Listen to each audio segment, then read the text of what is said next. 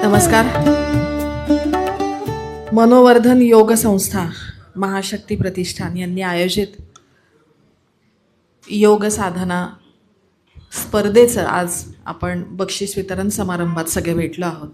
त्यानिमित्ताने व्यासपीठावर उपस्थित पटवर्धन सर, आमचे स्नेही गणेश घोष, या प्रभागाच्या नगरसेविका वीणाताई आणि सई थोपटे, या संपूर्ण हा जो कार्यक्रम ज्यांनी घडवला असेल त्या संपूर्ण टीम, इथे उपस्थित सर्व गुरुजन वर्ग, परीक्षक आणि योग साधक. आपण योग का करायचा दररोज याचं महत्त्व खरं तर तुम्हाला कोणालाही सांगण्याची आवश्यकता नाही, कारण तुम्ही ते करताय. तुमचा लवचिकता, एक शिस्त, स्थिरता या सगळ्याची सांगड घालून तुम्ही योग करता. तर मला वाटतं योगाचा स्पर्धेत ज्यांनी कोणी भाग घेतला असेल किंवा जे कोणी विजेते असतील ते सगळेच विजेते आहेत, कारण तुम्ही रोज योगासन करता.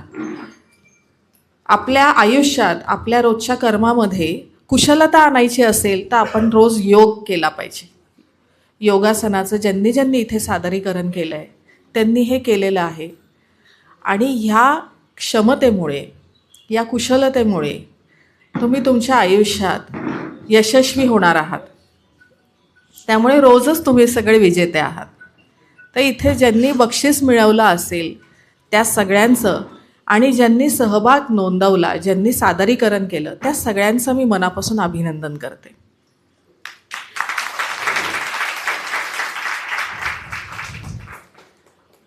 जेव्हा मुलं लहान असतात तेव्हा ते खेळत असतात, खूप खेळत असतात. एक साधारण मॅच्युरिटी येईपर्यंत रोजच काहीतरी चालू असतं, आणि त्यातनं कळत त्यांच्याकडनं योगासनाचे अनेक प्रकार घडतात.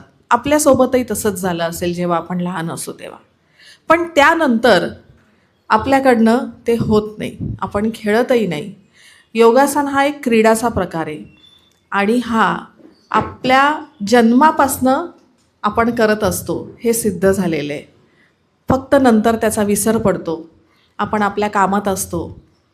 म्हणून कुठला तरी एक क्रीडा प्रकार आपल्या आयुष्यात कायम असायला हवा.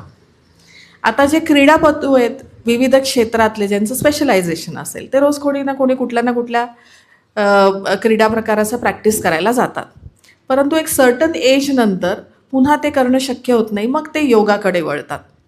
पण ज्यांचं क्रीडा स्पर्धेत किंवा कुठल्याही क्रीडामध्ये सहभाग नसेल, मग कुठल्याही प्रकारची स्पोर्ट्स ॲक्टिव्हिटी असेल त्याच्यामध्ये सहभाग नसेल, तर माझं हे प्रामाणिक मत आहे की सगळ्यांनी योगाच करणं सोयीचं आहे. त्याच्यामुळे आपलं शरीर लवचिक होतं आणि आपल्या शरीरातले सगळे अवयव हे तंदुरुस्त राहतात. सध्या आपल्याकडे जी काही लाईफस्टाईल झाली, मग अनेक त्याच्यामध्ये खाण्यापिण्याचे प्रकार वेगवेगळे झाले आहेत, किंवा आपल्याकडे जे फूड येतं, फास्ट फूड येत असेल किंवा पॅक्ड फूड येतं, ते ज्या प्लास्टिकमधनं येतं, त्यातनं जे काही त्याच्यामध्ये प्रक्रिया झालेली असेल ते आपल्या पोटात, आपल्या शरीरात जात. स्क्रीन टाईम वाढलेला आहे. रात्रीचे आपण रील्स सतत फ्लॅश करत बघत राहतो. दिवसभरामध्ये सुद्धा काही मुलं तेच करतायत, आपणही ज्येष्ठ तेच करतोय. मुलांना तरी काय दोष द्यायचा. पण ह्या सगळ्यामुळे आपल्या शरीरात जो काही दुष्परिणाम होतो आहे त्याच्याकडे आपण पूर्णतः दुर्लक्ष करतो आहे. मी काही दिवसांपूर्वी गणेशजी सेवा भवनमध्ये गेले होते. रासव संघाची जनकल्याण फाउंडेशनतर्फे, तुम्हाला तर सगळ्यांना माहिती असेल, सेवा भवन हे इतकं चांगलं काम करतं. तिथे डायलिसिस सेंटर आहे. त्या डायलिसिस सेंटरला भेट द्यायला गेले होते. कमी खर्चामध्ये ज्यांना डायलिसिस करून हवं असेल अशा सगळ्या रुग्णांची सेवा तिथे केली जाते. तिथं गेल्यानंतर मला कळलं की आत्ता आपल्याकडे डायलिसिस रुग्णांचं जे कमीत कमी एज आहे ते आहे 21, आणि त्याची संख्या वाढत चाललेली आहे.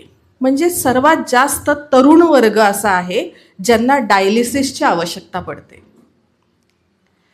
आणि लहान वयात सुद्धा डायलिसिस आहेत. खूप छोटी छोटी मुलं होती ज्यांना डायलिसिस करावं लागतंय. हा सगळा जो काही दुष्परिणाम आहे ह्याच्याकडे आपण दुर्लक्ष करतोय. मग हे का होतंय? तर अनेक वेळा मोठ्या मुलांमध्ये म्हणजे 20-21 किंवा त्या पुढचे 25व्या वयापर्यंत ज्यांना अशी गरज पडते त्यांचं काय आहे, तर त्यांची शारीरिक क्षमता कमी पडते. एखाद्या वेळेला काहीतरी शरीरातला एक हातपाय दुखत असतील, डोकं दुखत असेल, सर्वात जास्त तर डोकंच दुखतंय सध्या. त्यामुळे तुम्ही ठिकठिकाणी पुणे शहरात जर बघाल तर तुम्हाला मायग्रेनचे स्पेशल डॉक्टर्सचे क्लिनिक्स दिसतील. तर डोकं दुखण्याचा प्रकार जास्त आहे, मायग्रेनचा प्रकार जास्त आहे. मग त्यासाठी डॉक्टर्सला न विचारता पेनकिलर्स खाणे, विदाऊट प्रिस्क्रिप्शन, सेल्फ मेडिकेशन. आपण स्वतःच आपले स्वतःचे डॉक्टर होतो आणि आपण ते खातोय. त्याच्यामुळे परिणाम झालेला आहे किडनीवर, काही अंशी लिव्हरवर. आणि मग हे असं आपली मुलांना त्रास आहे. मग अशा वेळेला आपल्याकडनंही मार्गदर्शन कमी होतं आहे का हे पाहायला हवं. दुर्लक्ष होतं आहे का आपल्या मुलांवर हे पाहायला हवं. मग आपल्याला आपल्या मुलांना आपण स्वतःसुद्धा ह्याची सवय लावून घ्यायला पाहिजे. बालवयापासून जर आपण सवय लावली तर मुलांना पुढे ती सवय लागते. म्हणून मग शारीरिक क्षमता वाढवायची असेल तर एखादा क्रीडा प्रकार आणि सगळ्यात महत्त्वाचं म्हणजे योगासन हे आपल्या रोजच्या शैलीमध्ये आणणं, अंगीभूत करणं हे फार गरजेचं आहे. मी तर हे एक उदाहरण दिलं तुम्हाला की सध्या काय चालू आहे. असे अनेक विषय असतील तर मला असं वाटतं आपण सगळेच इथे उपस्थित असलेले योगासनं करता आणि सगळ्यांना एक चांगला संदेश देता, पण याचा प्रचार आणि प्रसार होणं फार गरजेचं आहे. तर आपण सगळेजणं आपल्याला सोबत जे कोणी भेटत असतील त्यांना सगळ्यांना सांगत राहायला हवं की तू रोज उठून योगा कर. 1 तास 1.5 तास जमत नसेल तर कमीत कमी 20 मिनटं तरी करायला हवं. असं जर आपण प्रचार प्रसार केला तर मला वाटतं की आपण आपली सुरुवात आपल्या पुणे शहरापासून करू. पुणे शहर निरोगी करूया, मग आपलं महाराष्ट्र निरोगी होईल आणि मग आपला भारत देश निरोगी होईल. तर ह्यासाठी आपण सुरुवात आपल्या स्वतःपासून करूयात.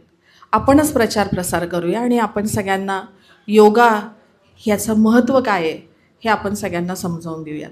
कारण योगासनं हा जो काही क्रीडा प्रकार असेल किंवा ही जीवनशैली असेल ही आपली भारतीय आहे, हे आपलं आहे. आणि मग इथनं हे पुढच्या बाकी इतर देशांमध्ये गेलं आहे. तर आपणच सुरुवात करूयात.